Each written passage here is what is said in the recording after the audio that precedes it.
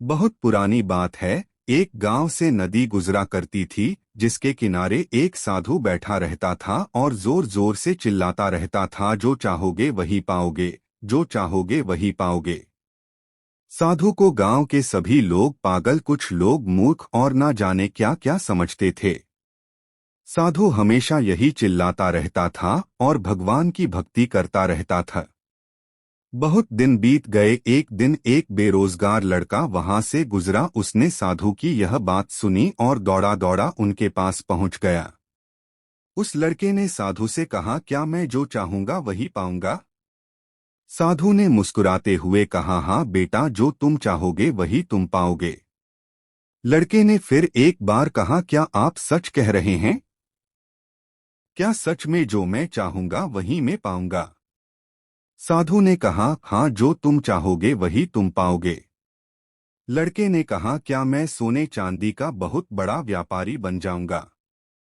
साधु ने कहा, हाँ बेटे, तुम अवश्य बनाओगे। आज मैं तुम्हें कुछ सोने और चांदी की वस्तुएं दूंगा, जिसको तुमने ले जाना और देखना तुम एक बहुत बड़े सोने चांदी के व्यापारी बन जाओगे। लड़के ने अपनी दोनों आंखें बंद की और साधु की ओर हाथ बढ़ा दिए।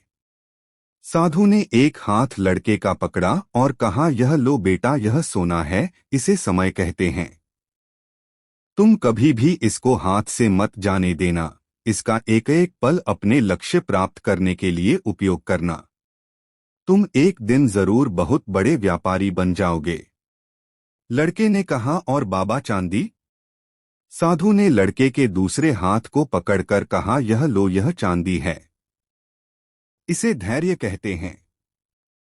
अगर बहुत मेहनत और वक्त का सही उपयोग करके भी लक्ष्य प्राप्त ना हो, तब तक तुम धैर्य रखना और देखना तुम धैर्य में कितनी ताकत है।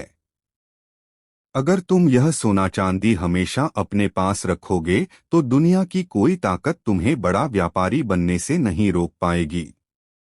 उस लड़के ने साधु की बात को अपने मस्तिष्क में बहुत अच्छे से बैठा लिया और कभी भी अपने वक्त का ना दुरुपयोग किया, ना कभी उसको हाथ से जाने दिया।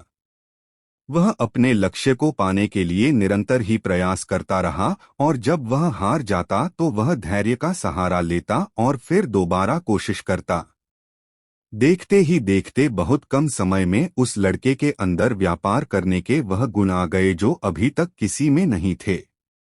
उसने बहुत छोटे से काम से शुरुआत की और अपने व्यापार को बड़े स्तर पर ले गया। आज के समय में वह सबसे बड़ा व्यापारी जो उसने उस दिन साधु से मांगा था बन गया।